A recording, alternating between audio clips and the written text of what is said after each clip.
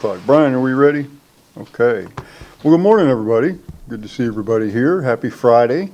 I'm sure some of you are happy that it's Friday, although it probably doesn't mean much for some of you either.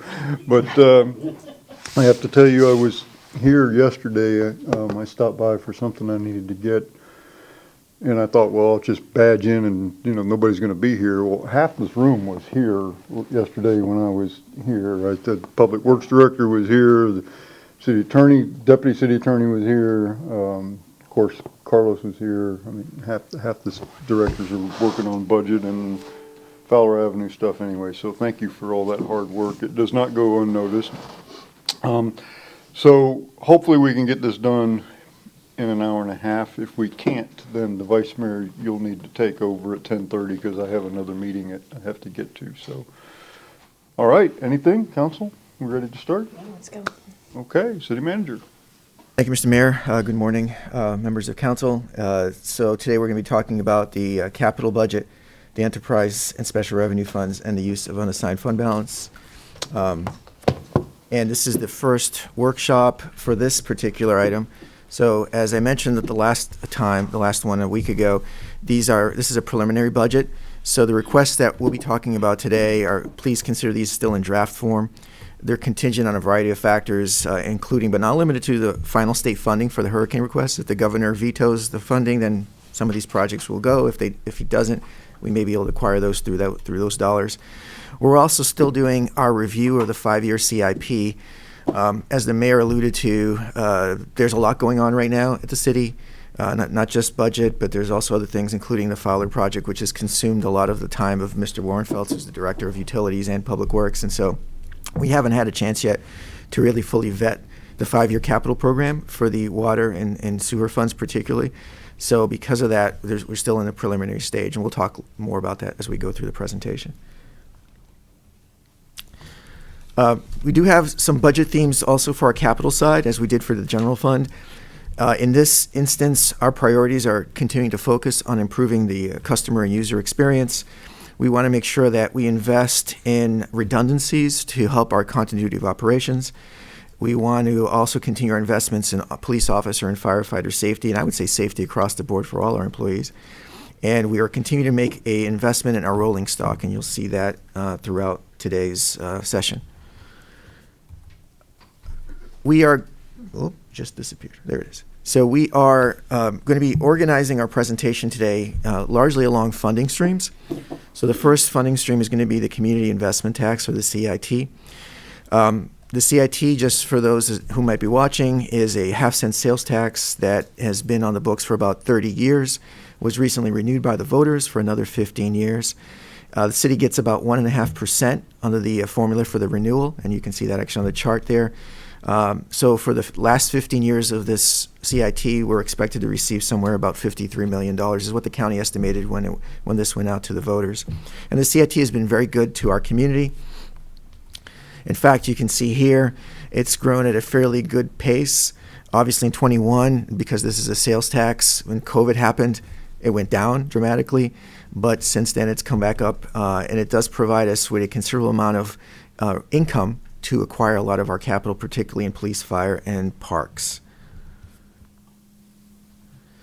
So let's just jump right in to our capital requests using CIT dollars. So at the Family Rec Complex, we are proposing to replace the air conditioning unit at the gymnastics area for $55,000. This unit has been giving us problems lately, and it's one of a number of units we've been replacing progressively over the last couple of years. We're also proposing to upgrade the cameras for $11,500. The camera system itself will stay in place. It's really the cameras that have the resolution is really not that good, and we've had some issues with it recently. So we'd like to replace those with better cameras. We're proposing to replace the roof at the Fun Pool Pump House. This roof was built in the late 1990s. It's the original roof and gutters, so that's $5,500.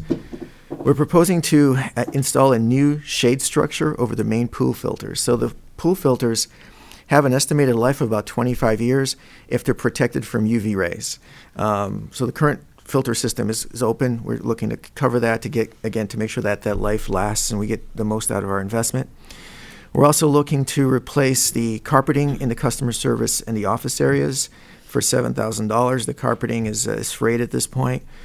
We are looking to replace the shade structure over the splash pad for $20,000. This is original to 1994.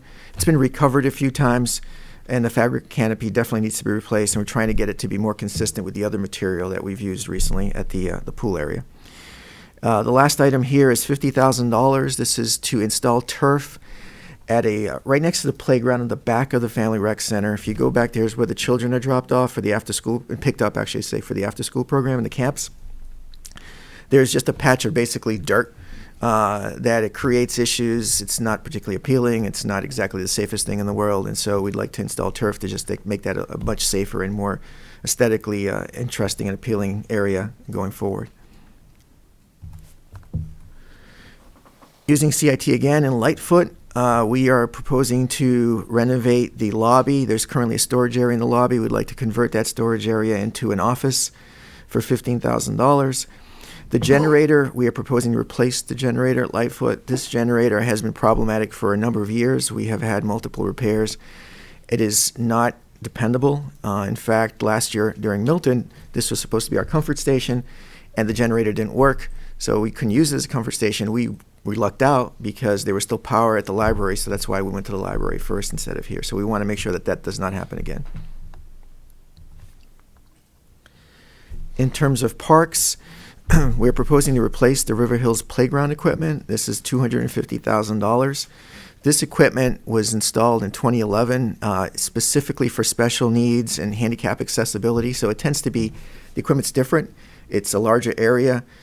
Because of those circumstances, it's also more expensive than your typical playground equipment, which might be like $85,000. This one's, because of its nature and its size, is more costly. This would be the last one, I think, of the original inventory from that generation of playgrounds. So we're recommending that be replaced. We're also looking to resurface the pathway at the dog park off of 301. And at Linwood Park, we're looking to replace the original asphalt trail, to resurface it, I should say. That trail was paved in 2008. At the Ridgedale Sports Complex, the fences around the ball fields are in pretty tough shape. The bars are bent, the fences have been stretched out. We are recommending that we replace one field fence at this point. This would be on the school board property side of because the property there, for those that believe everybody knows, part of it is on the diocese and part of it is on the school board. So this would be a ball field that's on the school board side, and replace it for the fence for $30,000. We're also looking to install an electrical meter for the lights. The lights currently are on a shared electrical meter, and when we have league use of the field, this is a better way for us to allocate the costs for the lights. So we'd like to do that, and that's $6,000. While we're at it, we'd like to update the irrigation's electrical system, which is 30 years old. So we'd like to change out those components and bring it up to today's codes.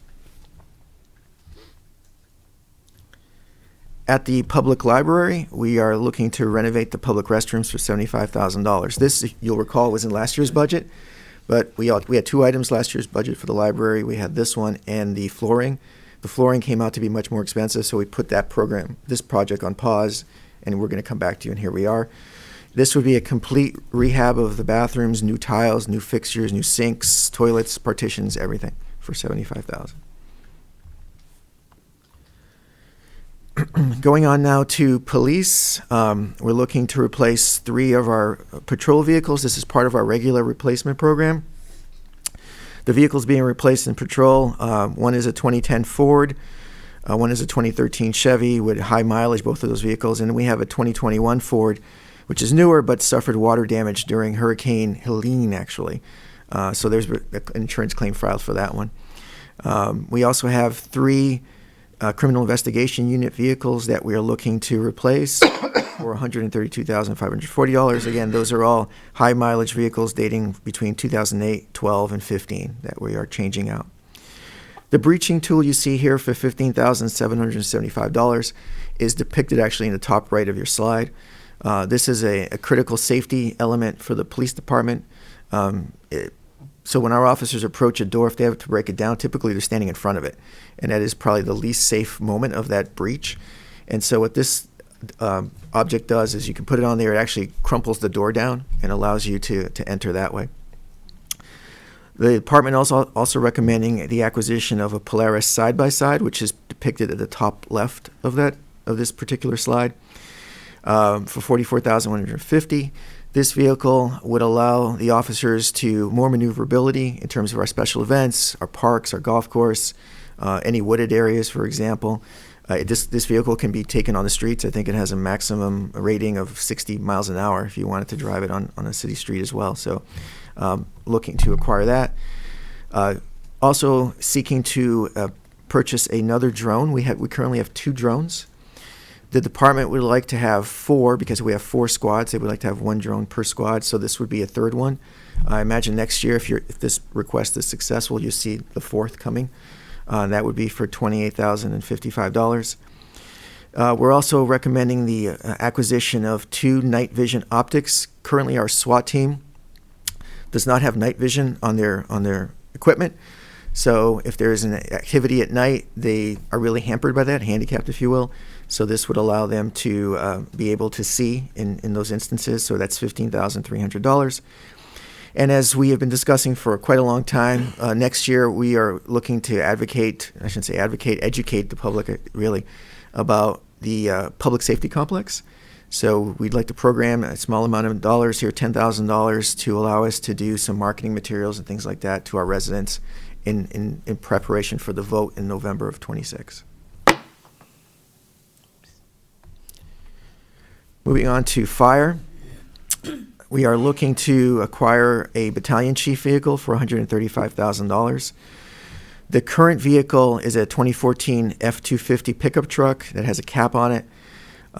It really doesn't work as effectively as the department would like, and on top of that it is the vehicle that we use to tow the safety trailer that the department uses to teach children about fire safety. Whenever we tow the safety trailer, and we've been doing more of those demonstrations thanks to the great work of Chief Hagewood and his team, the battalion chief vehicle is out of commission at that point. It's not being used for what it's meant to be used for. This would be basically looking to acquire, instead of a pickup truck, acquire an SUV similar to the one that's depicted in the slide. You can see these vehicles, it's not just the truck, it's the fact of the back here, lots of equipment. They have rollouts with computers, whiteboards, the radios. It's basically your incident command headquarters during an active incident. We are also looking to replace bunker gear. This is a regular annual replacement, so we tend to do somewhere between 10 to 12 sets of bunker gear for the firefighters. You may have heard there's been some discussion about PFAS in bunker gear. PFAS are chemical compounds that are universal. They're in everything. Some of us are probably wearing clothing right now with PFAS. And so the bunker gear in the past has had PFAS. PFAS has been used historically as a retardant, so it's very common that you'd see it in bunker gear. We are moving away from PFAS bunker gear, so this acquisition here would be for gear that does not have that, and that would be our mission going forward. So every year we buy gear. Every 5th year, basically, what this means is by year 5, every firefighter has a new set of gear. And so we keep rotating that way, and then their gear. At year 6, basically, the gear goes into backup, and it's used in case something happens to the first set, if they're contaminated for any reason, etc. So that's a regular process for us. Carlos, just a quick question. Does this chemical or compound or whatever it is, I know the new law that was just passed addresses this issue. Is this compound or chemical dangerous when it's inert normally, or is it only if it's subject to burning or fire or? So my understanding of it, and Chief Murley may have more information, is that when it's, as you mentioned, inert, if it's just you're using it, it apparently it's not dangerous per se. I believe there might have been some studies that when it gets heated up to 600, 900 degrees in your fire, that perhaps there is some release of PFAS. I'm not sure if Chief Murley has anything he'd like to add. It's a thermal and... Chief, can you come up to the podium? Morning, Mayor, members of council. It's a thermal and water barrier that's built into the bunker gear, and as it gets heated, it off-gases somewhat, and that's the problem. That's what they're trying to get away from. Okay, so that would really only be germane if you're actively involved in fighting a fire, I guess, that's what I'm saying. More so in fighting More fire, so. yes. Okay, so under their current plan that we do, I know each year, we would, in 5 years, work our way through all of the bunker gear and be, Essentially, yes. What we're actually doing this now with our budget. So every 5 years, the gear is replaced. However, at the end of this year, we're buying more gear that has the PFAS in it because it's just not. It hasn't been fully vetted by every manufacturer out there. So once it gets where it's readily available, that's when we'll have more competitive pricing. It is out there, just not with our current vendor. So we will still have the gear that has the PFAS treatment in it for another 5 years minimum if we were to switch over to this newer gear. I'm not sure if that makes sense, but okay, so it's gonna take a little while to get. yes, it will. That just keeps everybody in two sets of gear. So it's gonna take at least 5 years to get rid of it, Okay, thank you. of course. Oh, I'm sorry, council member. Quick question to follow up on that. I believe this legislation has a trigger that when there are two vendors on the market offering the non-PFAS gear, it automatically becomes legally required to replace all of the When old it's gear. readily available. Yeah. I'm not sure what the language is or the verbiage for, but yes, once it's readily available, then from my understanding, yes, they have to, we can move forward with it then, that we're more obligated, so to speak, to get the gear that's PFAS free. Right. So, well, assuming that I'm right about the two vendors, if we have one vendor, I believe, on the market now offering it, and the second one appears on the market, then that would trigger. So do you think it would be wise potentially to have a contingency in the budget? Because otherwise we could be 6 months in and then another vendor appears. You know, the free market operates in mysterious ways. Yes, and to follow up on that, we were just talking with 10-8, who's our primary vendor for our gear now, and our manufacturer is Globe, which makes our gear that we've been purchasing for many years. They opted to not certify, I don't know the name of the product that's substituting the PFAS, but they felt that some of the items that were going into gear now are no safer and possibly even worse than what was the PFAS gear. So it's creating some delays in making it available to larger vendors, specifically the one that we've been dealing with, but they gave us a target date of October or November of this year where they would be going for UL listing to get a possible, a different substitute than what they're going to use for the gear now. So I'm not sure if that answers your question, but Yeah, it does. Thank you. sure. Okay, We're also looking to replace our current, one set of our current extrication equipment. This is more commonly known as sort of the jaws of life. The current piece of equipment is 8 to 10 years old. It's battery operated and has been causing some issues for us recently. So that's a $29,000 investment. We have $25,000 budgeted for the EMS grant matches. The fire department is excellent at securing EMS grants, and a number of grants actually. And when these come in, typically there'll be a match component to it, and this allows us to just be quicker and more nimble in responding to those grants.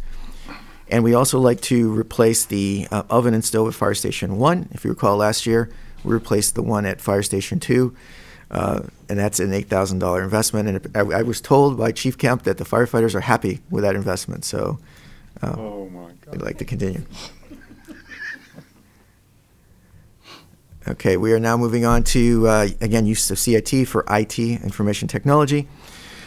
We are proposing to install a new fiber connection from the what will be the new utilities building to the new EOC, as well as replace an existing fiber connection between City Hall and the Public Works Administration building across the street, which is old and brittle. Those two items add up to $79,000. We're also looking to augment what we programmed in capital last year for the telephone system replacement. We programmed $75,000. Sally's been doing great work getting quotes from vendors, and we realized that we need to add a little bit more money for that to work. The pricing is coming in a bit higher, so we're asking for $17,000 to make up the difference. We have $14,000 budgeted here for Starlink, which is the satellite Wi-Fi system, but that was also requested in the state hurricane request, so depending on what happens there, this may change. In Public Works, we are proposing to use CIT dollars to continue the renovations. This is a regular program now for the city, renovating City Hall. We are looking for potentially to renovate the city attorney and clerk's office. We've had staff changes there now, opportunity to open that space up, provide actually some more egress options, perhaps even add some conference room space, which is it is very definitely needed at City Hall. That would be, and we're also looking potentially to renovate the IT suite. So IT is going to be moving to the new Whiteway facility at the end of fiscal '26. So we're looking at all those spaces and potentially doing renovations to one or more of those in the next coming budget. We're also looking to install an interactive welcome screen. When you come into City Hall today, the first thing you see is the kiosk, the payment kiosk. As council knows, we are going to renovate the utility billing office, get rid of the wall, open it up, make it a more welcoming area for the public. And in doing that, we're going to take the kiosk out and put it actually into the UB area. What I'd like to do, if the council agrees, is install an large interactive welcome screen that can be touchscreen that people can use to find whoever they need to in staff, get information about the city. A much more just interesting and appealing entry point to the city than what we have there today. That would be $5,000. Vice Mayor? Can you, when you're done with this, I have a question on the previous slide. Sure, I can go back. On the information, on number 2, the telephone system, have we installed that yet? No. The 75,000? No, we have not. Have we encumbered it? No, we're actually going to go out. So what we've been doing is we've been having demos with different vendors, and we've been getting some sort of initial price quotes, and that's how we come to the conclusion that we need a little bit more money to make it happen. We have not pulled a trigger on any company yet. Well, I guess my question is, should that be the 17,000 really be 95,000? Yes, Or it would, 93? yes, it'd be right 92, I think it is. Yeah. Okay, Yeah. all right. I mean, because we're going to flush that through to this year, so that we got to bring the whole thing over. So it's not really 17, it's really a 9. Okay. Correct. This is just Okay, augment, okay, add to the all right. Yes. Okay, make sure I wasn't missing something, that's all. Okay, the next item here for CIT is this is a bit of a unique item for us. So as the council's aware, this year has been a tough year for water and sewer infrastructure. We've had a lot of use of reserve. We've been trying to address largely because of the Fowler issue, but there have been other instances we've had water main breaks also related to Hurricane Milton, a lot of those. So this fund is taken quite a hit. Mr. Ingram, in an effort to find ways to buffer the fund from potential impacts which would lead to rate increases, he's trying to look out for the users. He suggested adding this to CIT. We historically have not added water and sewer infrastructure to CIT. In his research, he finds that the county does it. So we have a certain comfort level that because the county does it and they're the largest collector of CIT, that we can do it as well. Again, this is just a way to insulate the rate. It is different. We have the CIT dollars for sure. So there's the CIT dollars, we can do this. But I just wanted you to understand that that's what we're trying to do here. So the two projects here, one is on North Queensway, between North Queensway and Fowler, there's actually an 8-inch gravity main that goes between two houses. That gravity main, we found it to be tuberculated, so there's some congestion in the pipes, if you will. And rather than replace it, we feel that we might be able to isolate that area, the worst tuberculated area, cut that out, and put in a smaller section of pipe. That would be for $400,000 worth instead of replacing an entire line, which would be a much more expensive endeavor. So that's what we're looking to do. We're also looking to upgrade our SCADA system. So SCADA is the computer system, if you will, or the software that's used to run all our lift stations. And so we have 5 stations. We need to upgrade all 5, so it's $20,000 per station. That's $100,000. This is a critical element because SCADA is your lifeblood of those stations. So if you lose SCADA, you're in trouble. So we want to make sure we have the latest version in place. So, Mr. B, I know we're going to have more discussion about this because we don't know everything yet that we need to know. But I'm anxious to have more discussion about that because that's good in preserving our enterprise fund. But it's also taken $500,000 of our CRT that we would be programming on other projects. And so I would want to see some modeling of how much money are we actually saving the consumer on that bill? Because, you know, if we're saving them a very small amount every month, off of an enterprise fund, and we're taking $500,000 at least away from our CIT that is usually programmed for other things. I mean, that's not luxury money, that's stuff that we need for other stuff. So I am anxious to have some discussion about that when we have more information. So, Absolutely. yes. I have a question just for procedure. So when should we ask questions? Because I have questions, like going back to the beginning, but I don't want to stop the flow. So when would be a good time to stop, a stopping point to go through? What would work best for you? I think if you allow me to finish the presentation, because we haven't even gotten to the water and wastewater fund yet. Right. So you'll probably have a more comprehensive understanding of everything at that point. Well, it's not, because my questions aren't necessarily just about this, but just other, But I can go back and answer anything, but I think if you'd allow me to finish, that might be best. okay. Thank you. The next item is the Stormwater Master Plan, which we discussed last week, $200,000 program for that through CIT funds. Total proposed usage of CIT in the fiscal year 26 budget, based upon what we discussed here today, is $2,259,588. In terms of our balances, so this is sort of what's left over from CIT, sort of the reserves that are left over after expenditures. At the end of fiscal year 25, the current fiscal year, we anticipate the CIT fund balance would be about $2.4 million. At the end of fiscal year 26, based upon what we're presenting here today, we anticipate it'd be about $1.8 million. Now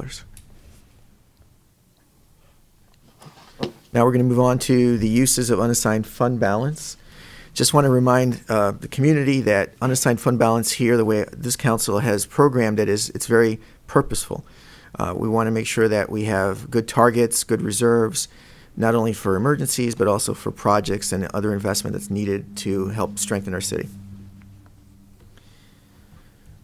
First item under unassigned fund balance is in legislative, which is the document management system for $50,000. We're also proposing to acquire a new council chambers playback server. So the playback server is what generates the broadcast out to the community from the council here.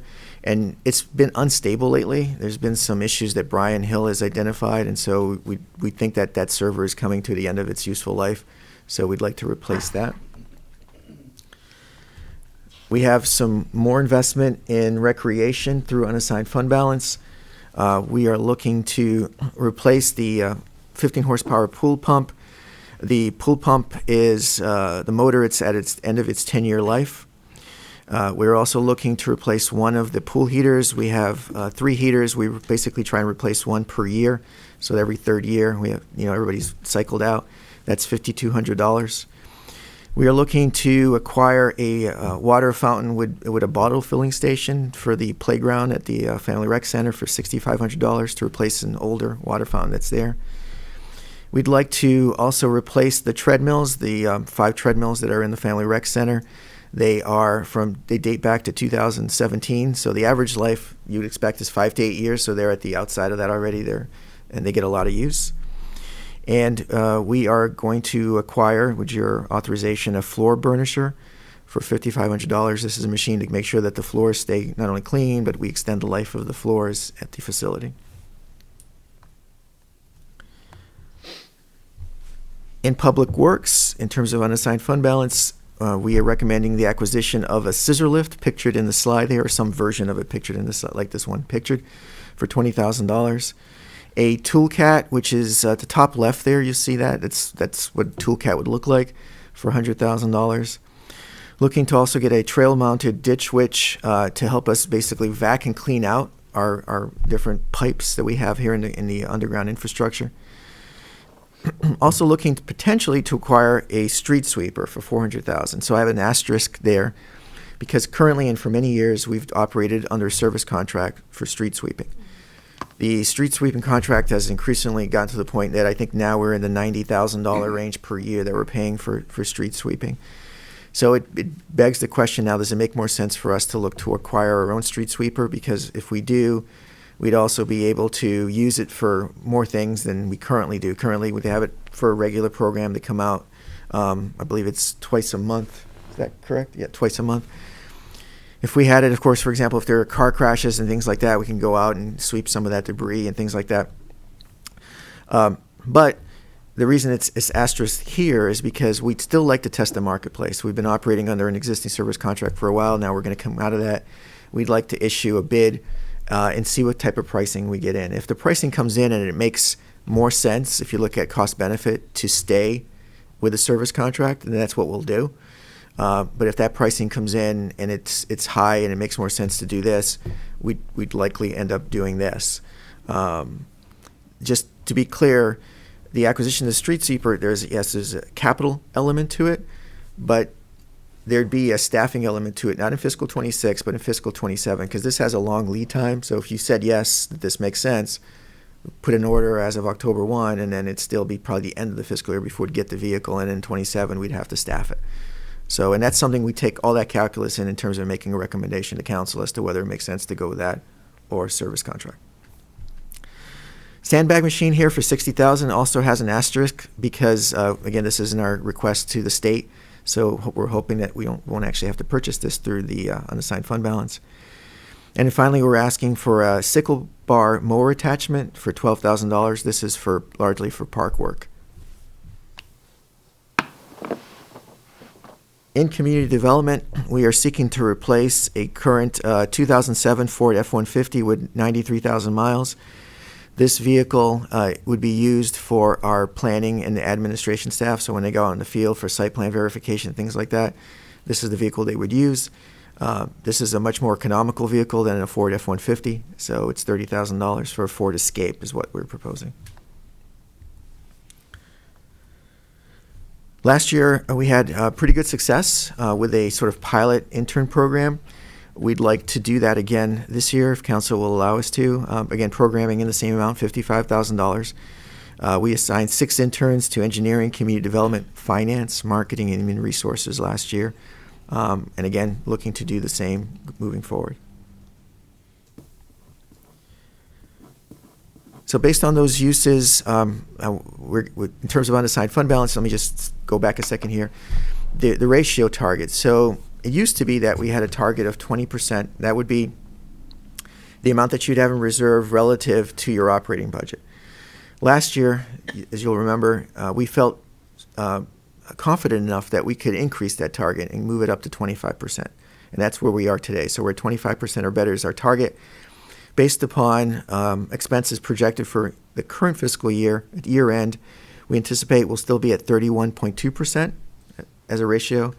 And in 26, based on the expenses I've outlined here today in the presentation, we'd still be at 28.7% in terms of the ratio. So again, we're still exceeding that target. Now, want to move on to community development block grant funded projects. So CDBG, as it's more commonly known, is a federal funding mechanism for different things. You can, some communities use it for public facilities like we do, infrastructure. Some use it for housing, economic development, etc. It is restricted to certain census tracts. Historically, it has been, although there's conversation about changing their model. But for now, we still base it on census tracts that were identified many years ago. So in our community, all of this funding is, the only place we can use it is west of 56th Street. And so that's what we've done. And here, what we've primarily, almost entirely done is use it for our infrastructure. So next year in fiscal 26, we're proposing to do the water main design and construction on North 55th Street. This would be between the cross streets of Mission Hills and 98th. $50,000 for design, $300,000 for construction. Moving on now to the Street Improvement Fund, Fund 130. So Fund 130, historically, the Street Improvement Fund, we have put in not only these revenue streams you see on this slide, which are mostly gas tax related, we've also put in impact fees. But for a number of reasons, we felt it needed to be split out. So this year we're actually splitting it out. So what we're talking about here, Fund 130 Street Improvement, is just going to be the items that are funded, again, by what you see on the screen here. Largely maintenance items. The mobility, we created a new mobility fund that'll be funded by the mobility impact fees, and those are for growth and capacity. So it's a little different animal, so we'll talk about that shortly. So in Fund 130, what we are proposing is $150,000 to do stormwater retention pond rehab, $150,000 to acquire 2 additional stormwater bypass pumps, $200,000 to do stormwater pipelining. This is a new item. We've not historically in the past have not done stormwater pipelining, but lessons learned from Milton. It's one of the things that right now we're going to be videoing a lot of our stormwater infrastructure, trying to get a proactive program. So we're trying to put some dollars in here to allow us to start lining those pipes. And then on Brentwood Drive in South River Hills, if you'll remember, just a few months ago, you authorized the design of a stormwater improvement in that area. This would be for the actual construction of that improvement, $750,000. We are also, in terms of sidewalk infrastructure, programming $40,000 for repairs and rehab of existing sidewalks, ramps, and curbs. We are budgeting $270,000 for construction of longer lengths of panel. If it's just one panel, typically we consider that just a minor repair, but if it's a longer length of sidewalk panel, we program it here for $270,000. We're also looking to rehab the sidewalk on South Burlingame. For council members that are familiar with this area, there's a sidewalk that doesn't really meet ADA. It's being impacted by a number of trees. We want to save the trees, so it's likely we may end up doing some sort of like boardwalk to make the sidewalk ADA compatible and get around these trees potentially. So we're looking at that, and that's $50,000 budgeted. We are also recommending that we acquire a grinder machine for $60,000. Typically today, if we identify sidewalks with issues that they have heaves and we need to grind down the edges, we have to bring a contractor in for that. And there's a lot of that in our community because, as mentioned at the last council, we were a tree city. Well, that comes with all the root intrusion to the sidewalk infrastructure. So if we have the grinder machine ourselves, Mr. Warrenfels feels that we can be much more responsive and get out there and do a lot of that work without having to rely on outside contractors. Mr. B, a few years ago, we increased the budget for sidewalk maintenance and rehabilitation from, if I remember right, 50,000 to 250,000 because we had a lot of sidewalks being pushed up. This $40,000 number, is that the same account? Are we reducing from $250,000 to 40,000, or is this another? Well, sure. Good question. So as I mentioned at the outset, we created a mobility fund. So we've added some dollars to the mobility fund for new sidewalk construction to pick up gaps in sidewalks. So we've moved some of these dollars around. So this number here, actually where you saw the difference was on the 270 number. It was larger before. We moved those dollars into another slide, which I'll show you shortly. Okay. The reason I ask is we were very intentional about increasing because there's a lot of sidewalks in the city that are pushing up. Yep. In fact, we're still not doing as aggressive as I'd like to do in terms of, and I know that part of the reason is that our engineering staff's waiting to get enough different segments that they bid a bigger project, and we save money by doing it that way. But there's a lot of places. I just want to make sure we're not reducing funding for that. No, and in fact, I think one of the things that Mr. Warrenfelds has been talking to me about is he's been hiring staff. And in terms of hiring some of the people, he's got people with concrete experience as well. So he's actually trying to get us to do more of this ourselves, so we don't run into the issue of having to wait several months to organize all the jobs for a contractor. Okay. Ideally, what we'd like to do is we'd like to get, first of all, inventory of all the sidewalk issues in the city, and risk management's working on that actually with Public Works. Get to the point we have the inventory, and then just start parsing it out. Start basically going around the city in a very, coherent fashion and fixing these sidewalks. Okay. Right now, we're still being largely reactive, but even when we're reactive, we still have to wait for the contractor and all that. So we'd like to get away from that. We'd like to do this and get it done as quickly as we can. I just don't want to take our foot off the gas on that as Yes. well. Okay. Sir. In terms of street resurfacing in this fund, as you know, we have the surtax from the state, so 2 streets that were on that state list, Maybole Place and West River Drive, will be resurfaced in the upcoming fiscal year, and that's about $1.5 million. And then we are also proposing to add to that for some non-Surtex use of funds to repave Kingridge Drive, Brentwood Drive, and Sunnyside Road for $1.5 million. Want to put a caveat out here. The non-Surtex $1.5 million is not sustainable. Like, we won't be doing $1.5 million every year. But we're trying to do as much as we possibly can, get ahead of it. Next year, what you'll likely see is less on the city side, but we'll still do probably $1.5 million anyway, because we'll have Surtex dollars to do the streets that were still on that original list. We're also proposing to do the complete street construction. You approved the design of complete streets for Sunnyside Road. The actual construction, we're budgeting at $500,000. Looking to replace street signs for $25,000, pavement markings for $25,000, and acquire an asphalt trailer for $30,000. The asphalt trailer is, again, to be efficient. We talked about that quite a lot today. Currently today, there's not a real good system we have if we have to go out and fix potholes. It's something that's basically been jerry-rigged together. This would allow us to do this in a much better fashion and actually have the right material with us, enough of it, so that we can respond and do the work in a quicker fashion. So taking all those projects into account, we estimate that the year-end balance left over in Fund 130, the Street Improvement Fund, will be a little over $1.4 million. Now we're going to be talking about the Mobility Fee Fund, which is the new fund that's split off of that Street Improvement Fund. Again, this is a fund that's, the dollars for this come from impact fees, so they need to be used, again, for adding capacity, new growth, etc. So here we are programming $125,000 for the second phase of the Ferncliff Avenue sidewalk construction. This will go from Glenarvon to the western edge of the Biltmore Park. We're also programming in $50,000, which we took from that street improvement number I just mentioned.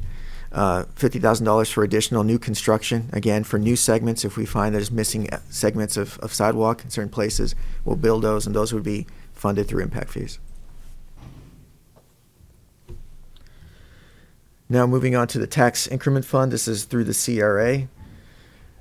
So Riverside Park. So we've touched upon recently the Riverside Park project. Originally, when it was contemplated, before anyone did any real math, it was we were thinking it would probably be about a $5 million project. We put in $3.4 million in the budget last year for construction, $3 million from unassigned fund balance, $400,000 from the TIF. Mr. Langfield and I are working through, we've got some updated budget numbers we're trying to work through. We've been meeting to understand things that we might be able to move around, things we can acquire versus acquiring through the project, things like that, to reduce the number. The number's higher than $5 million, I'll be very frank, and we're finalizing that. We're going to come back to you in July, at some point in July, with those new numbers. After we've gone through and trying to get to the point that it's a little bit more palatable for us to handle.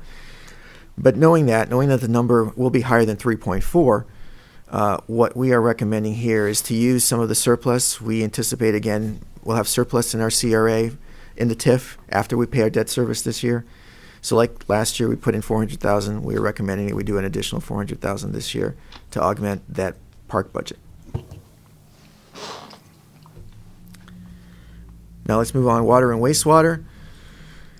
So the water and wastewater funds are organized by 400 numbers. So I want to just make sure that we all understand that first, because it can be confusing. So Fund 410 is the maintenance fund, basically, for the water distribution and sewer collection system. That's where we have a lot of our personnel costs built into Fund 410 and just regular maintenance equipment items. Fund 430 is renewal and replacement, which is the capital program for the water and wastewater fund. So dollars are taken from Fund 410, basically put in here for capital. Fund 440 is the water improvement fund, which is paid for through impact fees. So these, when people get new connections, new development, they pay an impact fee for water and impact fee for sewer. That goes into Fund 440 and Fund 450, and that has to be to augment the system. So adding growth, adding capacity to the system. Can I just, Yep. quick question? What the funds that you're talking about right now, beginning with this slide, these are the funds that are generated, I know you just talked about impact fees a little bit, but generally speaking, from the fees.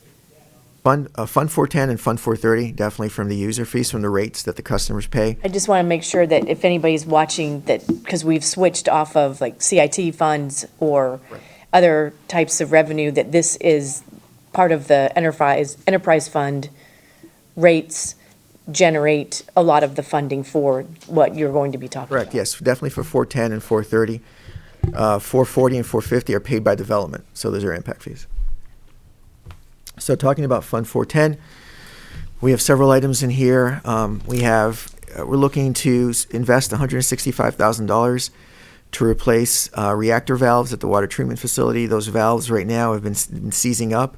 We'd like to replace them. We're proposing $266,245 in an investment to convert our chlorination process. Currently, we chlorinate using gas. Mr. Warrenfeltz, I think rightfully so, is not a big fan of that. It's a safety issue.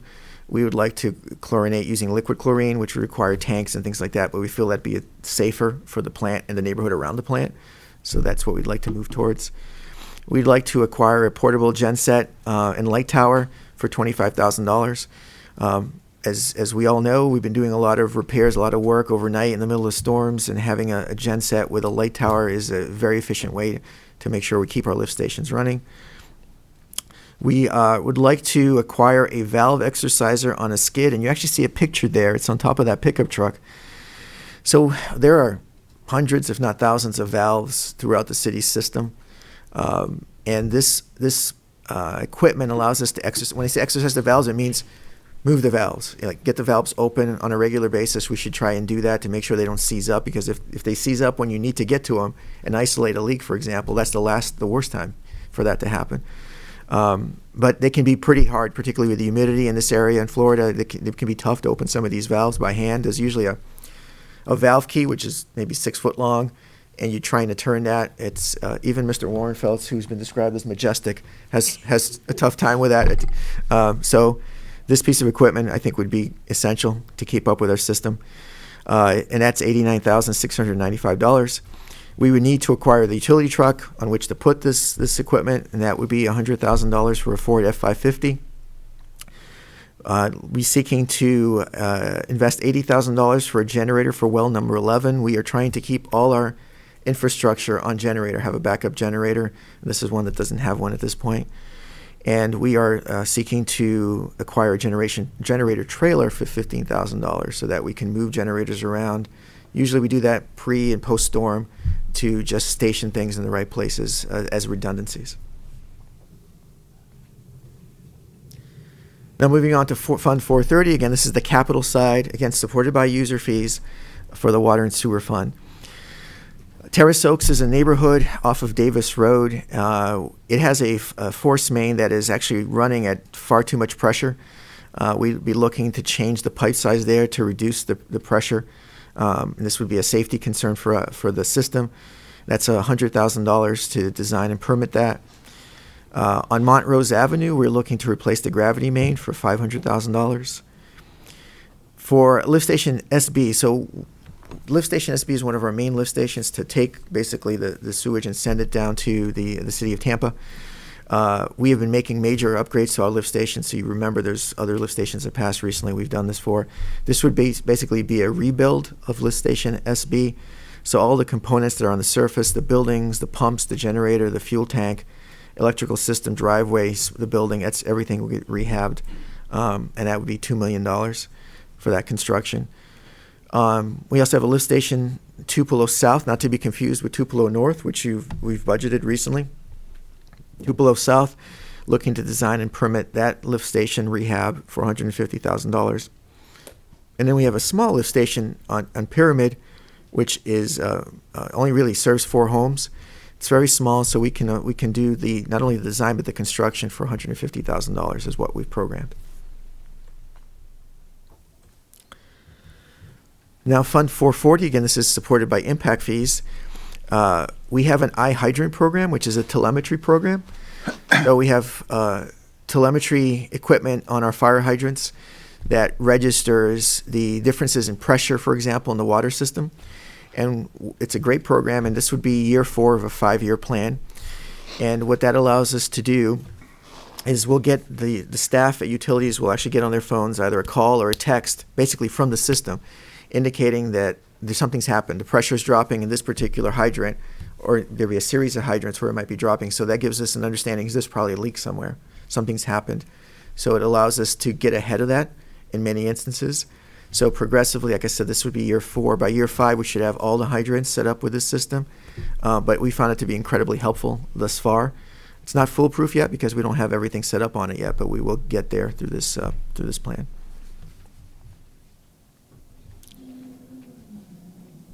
In 450, again, sewer improvement now. This is also impact fee funded. We're looking to acquire a pump truck for $260,000. Currently, the city has a vac truck. You've seen it around. It gets a lot of work. We use it for everything. And the issue with the vac truck is we use it for wastewater, a lot for wastewater recently, but we also use it for stormwater. You can't just go from one issue to another. You have to sanitize the truck and do all that, and there's only one vehicle. So we feel that this is a critical investment here to get a pump truck here that we can basically dedicate to the sewer system and have it work for us. So that would be $260,000. On Davis Road, there's an issue that was identified in a previous master plan. There's a 12-inch force main that runs along Davis Road between Temple Terrace Highway and Harney Road. It was constructed in 1991. It has about 5 years left of useful life.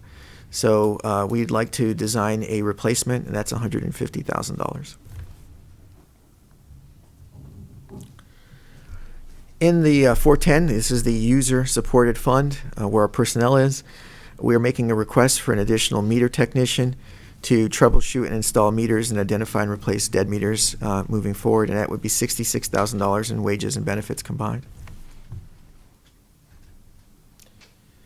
That gets us now to talking about the rate.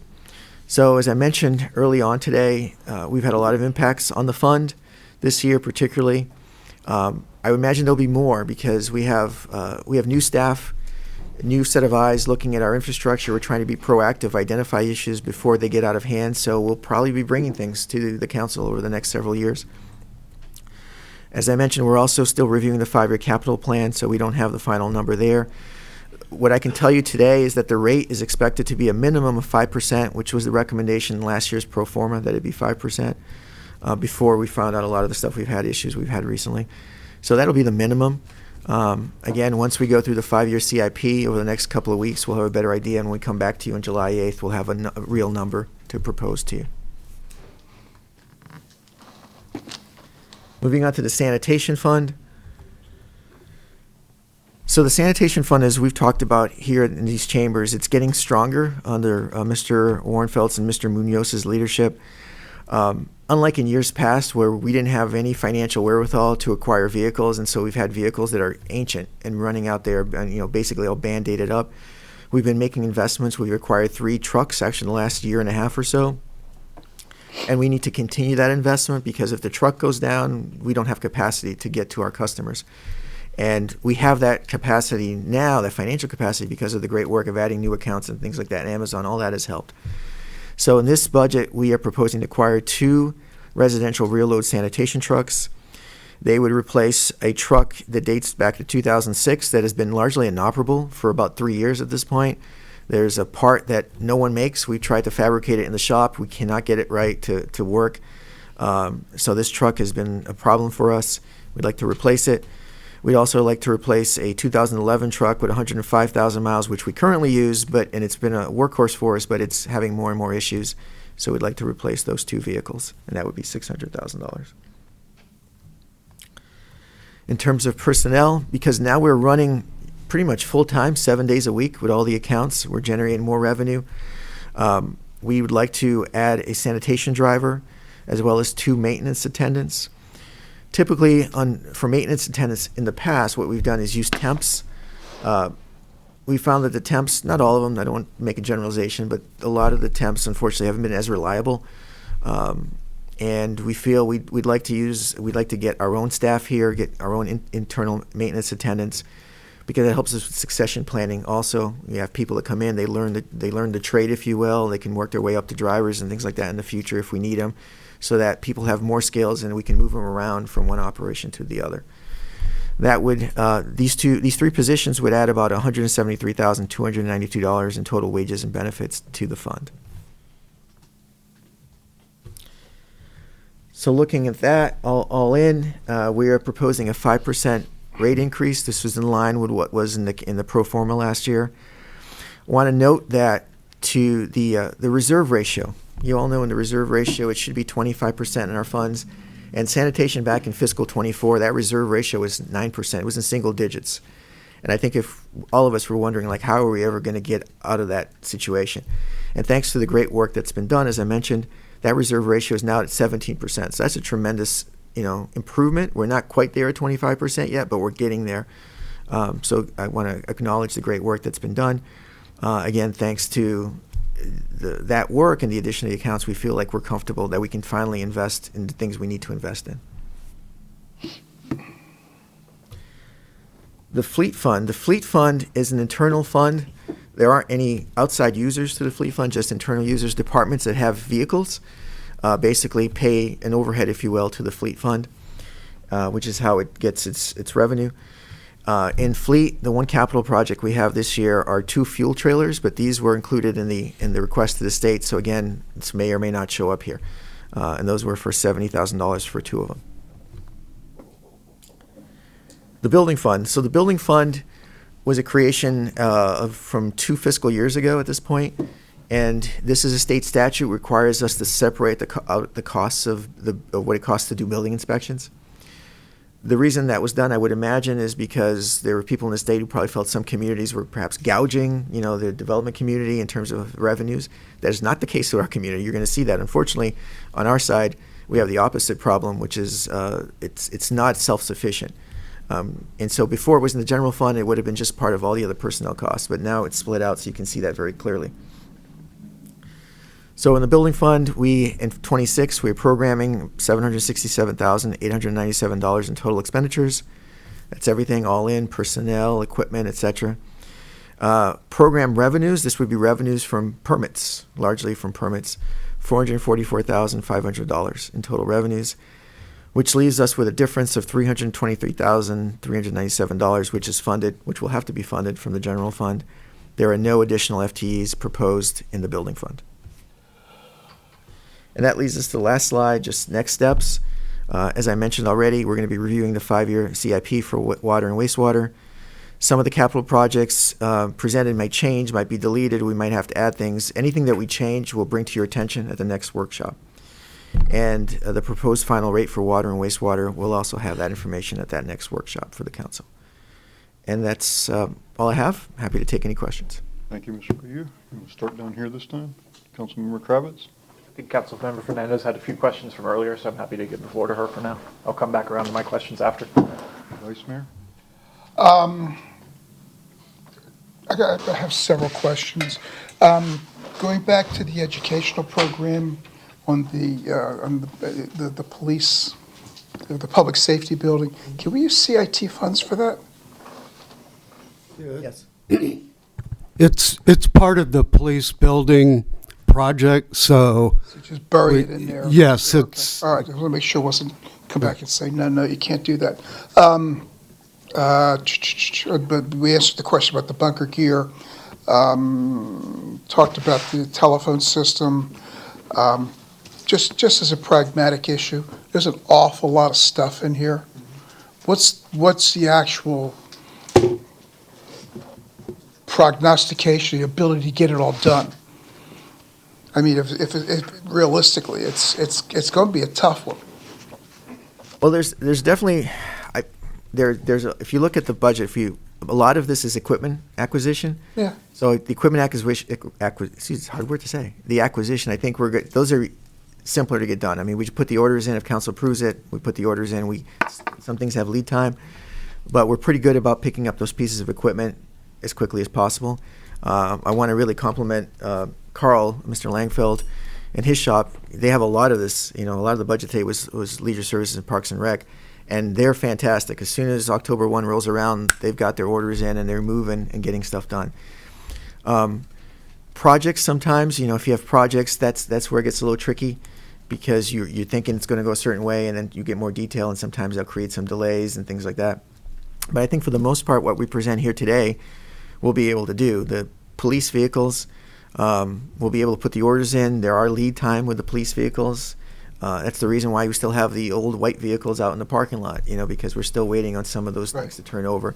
It's not so much the supply chain issues as that we experienced several years ago. Now it's more of a getting those vehicles in, getting them to be not detailed, have the lights and the sirens and everything put on. That takes a little bit of time. I'm not so much worried about the equipment. Yeah, the equipment's going to sign a PO and you're off to the races. You can do that, provided you've got the staff and everybody and the people available to utilize the equipment. We don't want to just come in here and sit in the lot.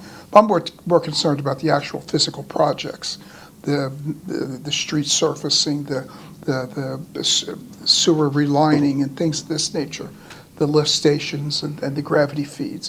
What's our actual? Can we do it, or is it going to get done or even initiated in the next year? It should definitely be initiated. Mr. Warrenfeld's particularly with a lot of those projects you've been talking about. I know with his team, he's been emphasizing we need to move. We need to get these things done, and it's an improved process over what we used to do, I would think, right? And there's a merit to doing things in a very sort of meticulous way and waiting, for example, as the mayor noted before, for everything to line up just right and go out. But that takes, in my estimation, too long. I mean, we got to get some things done. We got to get some stuff in the ground. Mr. Warrenfeldt and I are in the same mindset regarding that. So our plan is to move full steam ahead and start doing these projects as soon as we can. It doesn't mean that we get everything done, but we'd like to get this stuff started and get it into the ground. I know I've been asking when we're going to turn dirt on Whiteway, and it's, for the last 3 years, and it's just, Close. That one is it's almost happened. We're almost weeks there. away, We're almost hopefully, at there. this point. And I don't want to encumber a budget that there's no hope on some of these projects being even initiated. I mean, they're lofty and they're good goals to achieve and so forth, but you can make your hole so deep you never get out of it. Type thing. That's my biggest concern at this point. And I'm sure I'll have other questions, but that's all I got for right now. Councilmember Yeah, Chambers? thank you. All right, earlier you mentioned $500,000 of the CIT money to fund some water sewer. I don't know exactly the fund that we talked about, maybe how much the rate increase would be to cover that. You also mentioned that we're funding projects in the unassigned fund balance. Those projects funded in the unassigned fund balance, that's hard for me to say, are any of those CIT eligible? So if we didn't spend the $500,000 of CIT on the water sewer, could we fund any of those unassigned fund balance projects? You don't have to answer that today, Yes, but yes, some would for sure. I mean, there's a number of projects that are for the family rec complex that are unassigned fund balance, and easily those could be moved to CIT if we needed to, for example. Those are the easiest ones for me to give you an answer on right okay, now. thank you, that's all. Councilmember Fernandez? So can you describe, with the community investment tax, is there a deadline that those funds need to be spent? Are they allowed to roll over? What are the parameters that we have? Like ARPA has a deadline, obviously, so can you just describe that? So the community investment tax, thankfully, it was renewed for an additional 15-year term, so there is no limitation as far as I can tell, and Mr. Ingram's nodding, so That's correct. we have those dollars. In fact, we have the dollars, and if we have, we budget, that chart I showed you at the very beginning that has the increase, that's the budgeted amount. Many times we get more than that, in fact. So if we get more than that and it exceeds the amount that we actually programmed in for equipment, or if we can't get all the equipment or whatever it is, there's a fund balance, which I noted that we've been carrying. So we don't have any concerns whatsoever about timing in terms of any regulatory agencies. We have the funds, and it's until 2041 at this point that we can continue to use those dollars. Okay, so for the playground equipment, specifically at River Hills, I was involved in creating that park, and it was created for, not necessarily for children with special needs. The equipment was selected so that there was, it's feasible for children of all abilities. So it's equipment that anybody can use, even, and so there's aspects of the park that are available regardless of maybe your physical limitations. So it's not designed just to attract people, it's designed to be an inclusive park.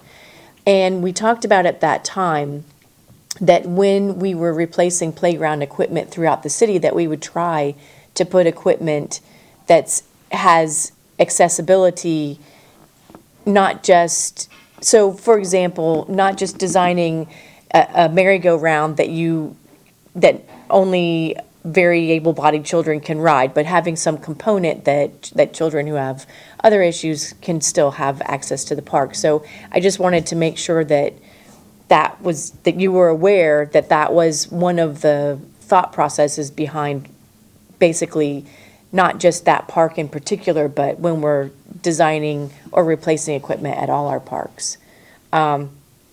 So we do have ARPA in this budget, ARPA funding, and we know, so that this will be the last budget that basically has ARPA funding, correct?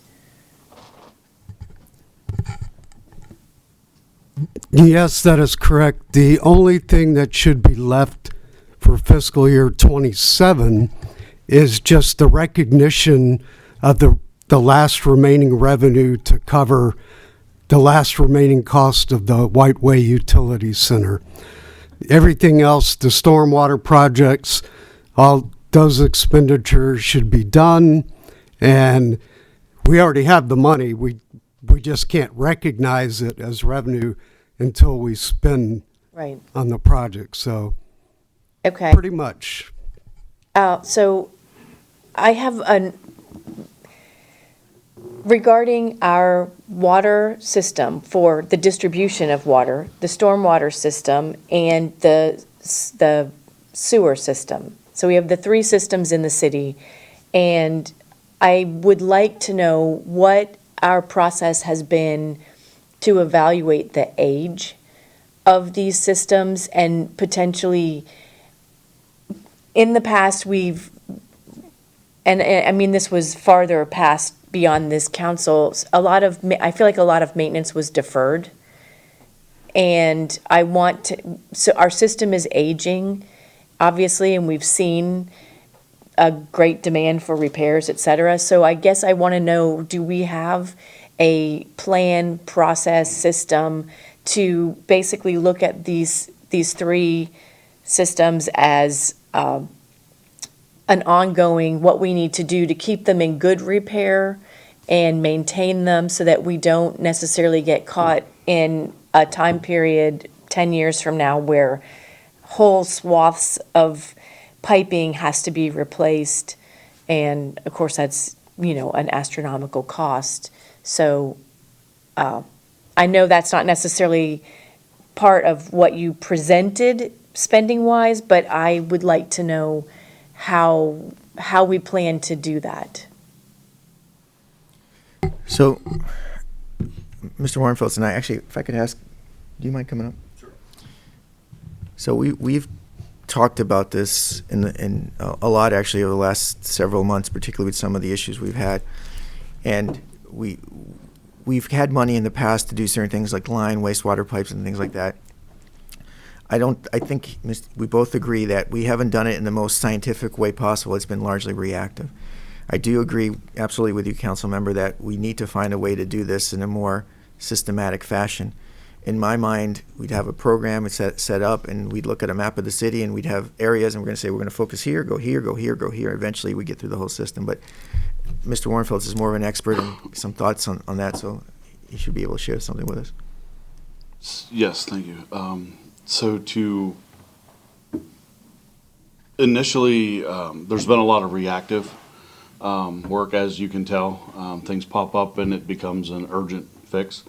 In the restructuring that I'm currently working through for the utility plant, and some staffing changes we made, we're looking at, adding programs to do more pipe cammering, more looking to see what's out there.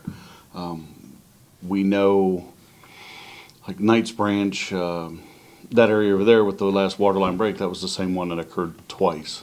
So we know the infrastructure is aging. We just have to work through it. Okay. And then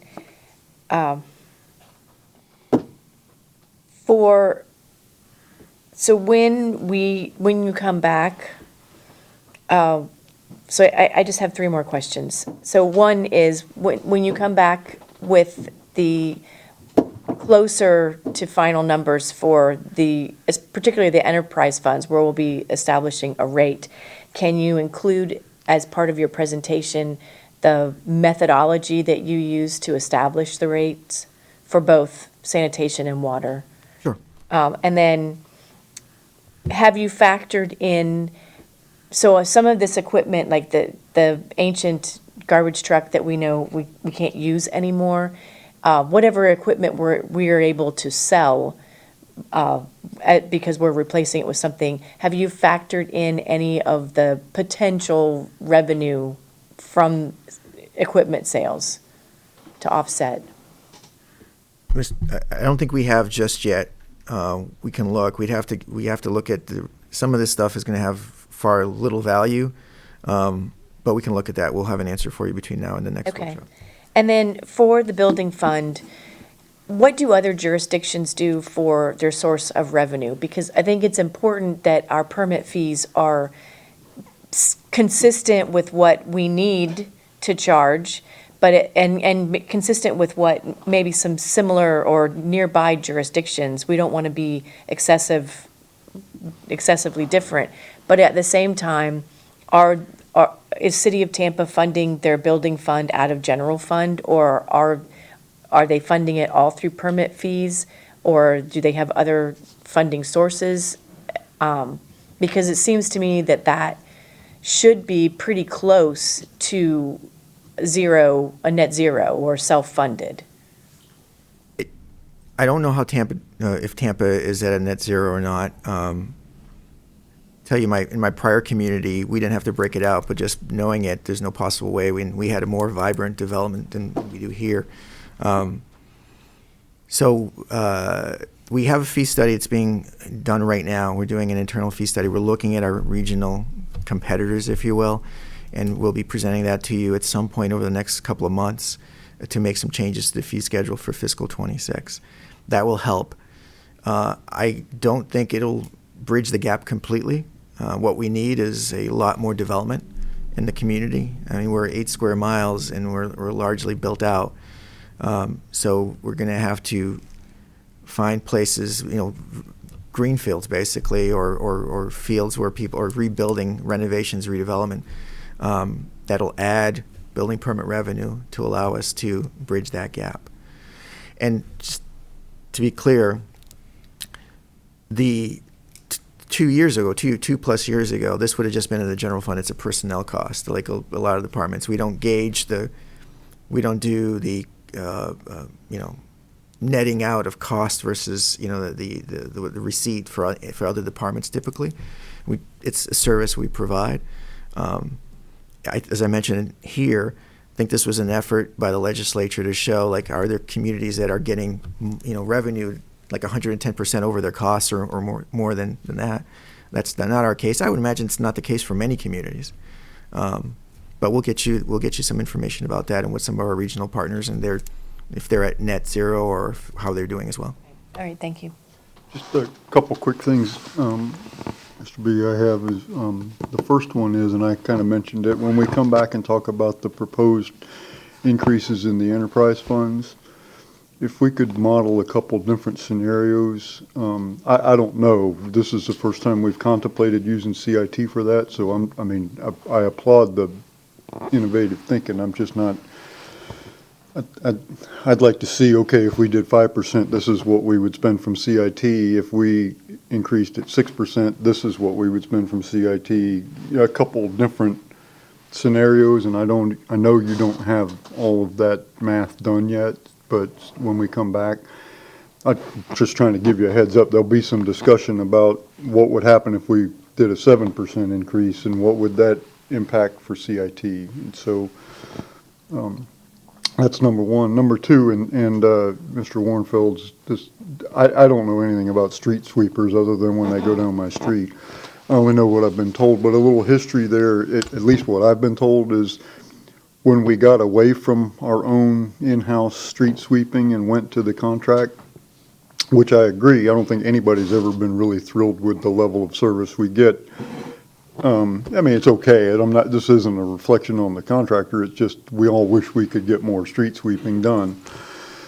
But I've been told, since that happened, I was told anyway, multiple times from staff, previous staff, that the street sweeping equipment is extremely high maintenance and has a very limited life cycle because there's so much moving parts and so many friction points and, the brushes, and it just, that was one of the reasons that I think we got away from it to begin with, was it was just a maintenance nightmare, and the life cycle of the equipment just wasn't that long. So I'm sure you know more about that than I do. I just wanted to give you a little history on that. And if there's a better solution, I think everybody would welcome it, because I don't think everybody's really been, particularly in leaf season when, the leaves are, this is like, we need a snow plow around here in leaf season. So anyway, just a couple of, that's it. Councilmember Kravitz. Thanks.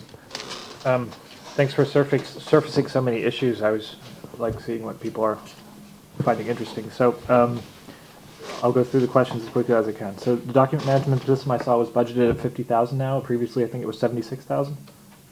Yeah, so it's 50,000 in capital. That's that's basically the cost to install it, to implement it. I get We it. have 25,000 in the general fund. No problem. Okay, next one is, you mentioned, I believe, that the street sweeper was out twice a month. So I just want to be clear, it's not that it has 6% utilization and that it's like only out on 2 days per month. It's doing different things throughout the month, or how, but only 2 days per month per street, or how does that work? Good question. Mr. Orenfeld, can you answer that?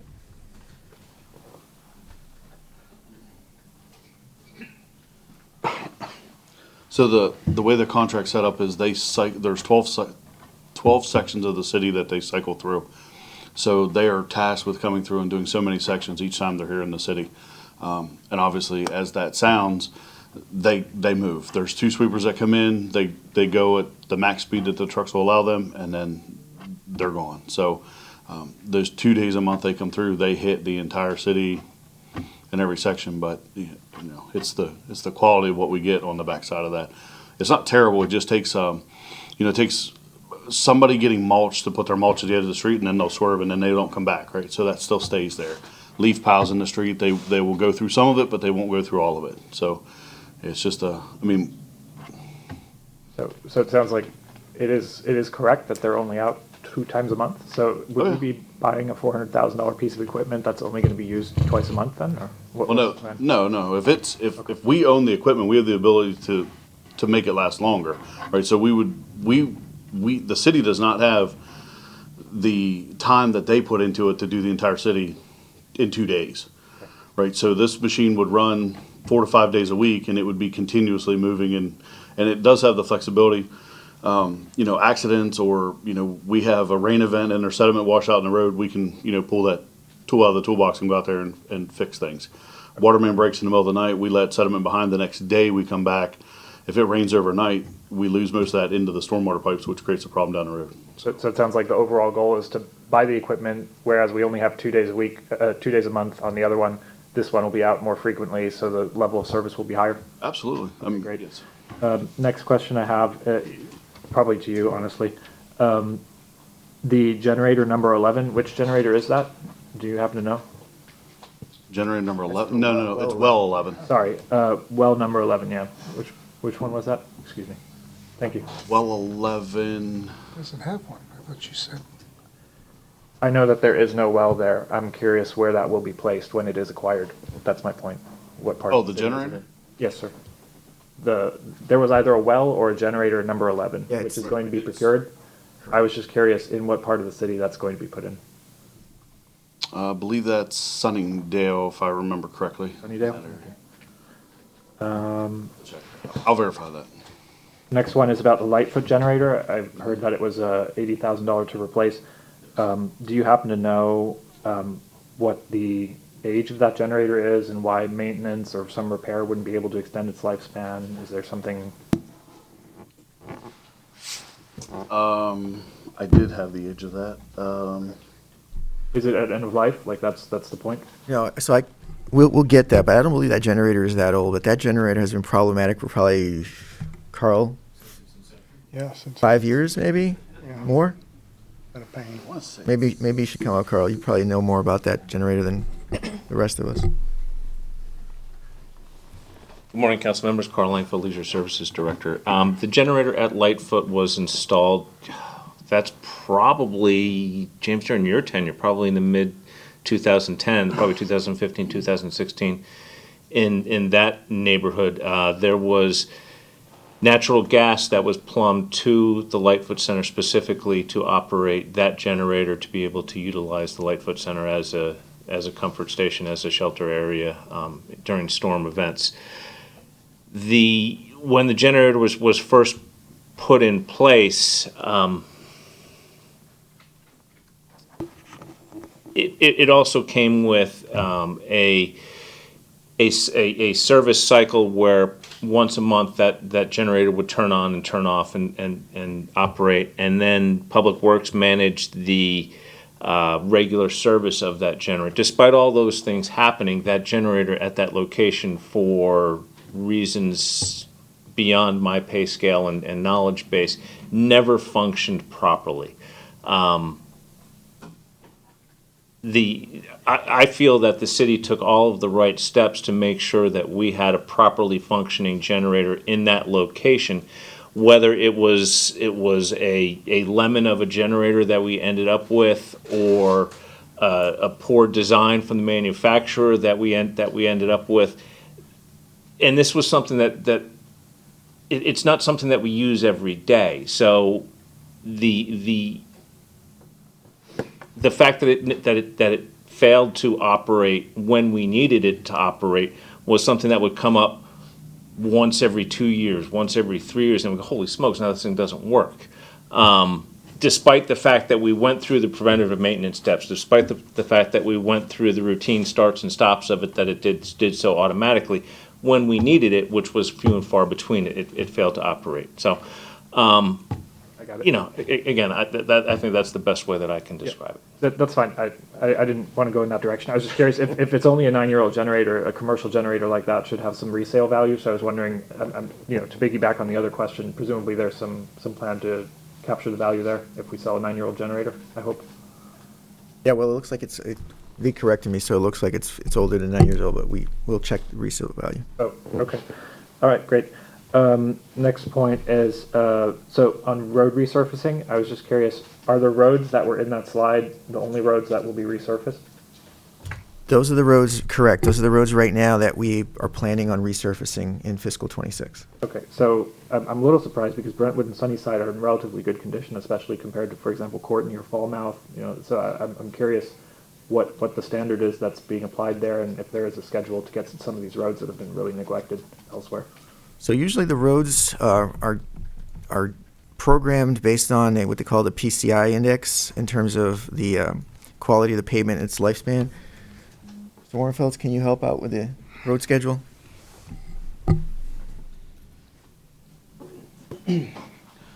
So the study that was most recently completed is aging out.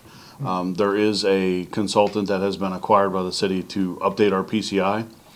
So the streets that are listed for this budget are the end of that assessment. So yes, there are other streets that have a higher need, but they were not part of the evaluation that we had previously. Mm-hmm. So that evaluation was limited to a certain section of the city, where the one that we're doing now will encompass the entire city. Okay, I'm happy to hear that. Okay. Last question that I have is related to Riverside Park. So I'm just hoping if we get further down the road with Riverside Park, which I think is about a $4.5 million project at this point, that we'll be able to see an itemization of the various expense items for that project. So for example, by amenity, just in case we need to look at the cost benefit of individual line items.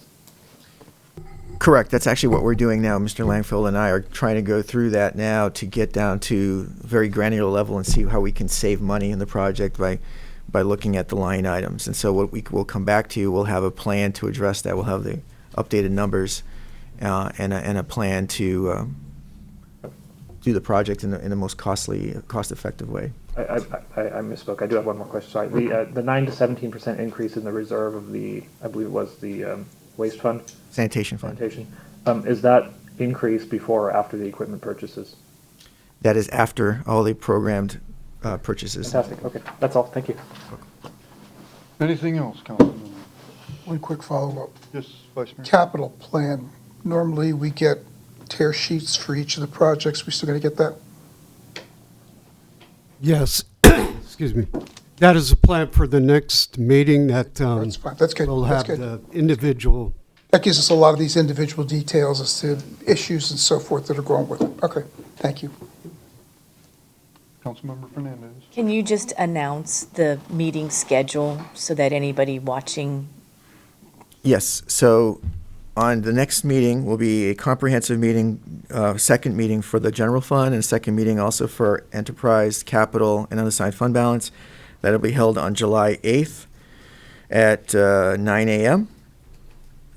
Here in the council chambers. I'm just verifying that before I say it out loud, which I just said it out loud anyway. So it's 9 a.m. for everything here. So we plan to have the updated information by then, rate information as well. Also want to reiterate to the council, I'm sure you know this, that these workshops are being recorded and they go live. We put them on our social media and our different platforms. Typically, Brian, depending on the schedule, typically by the end of the same day. Assuming the server works. Yes, assuming the server works, knock on wood. Anything else, Mr. Bia? No, sir. Jim, anything? Jim? No? Anybody? Okay, thank you all for your time, and we will be adjourned.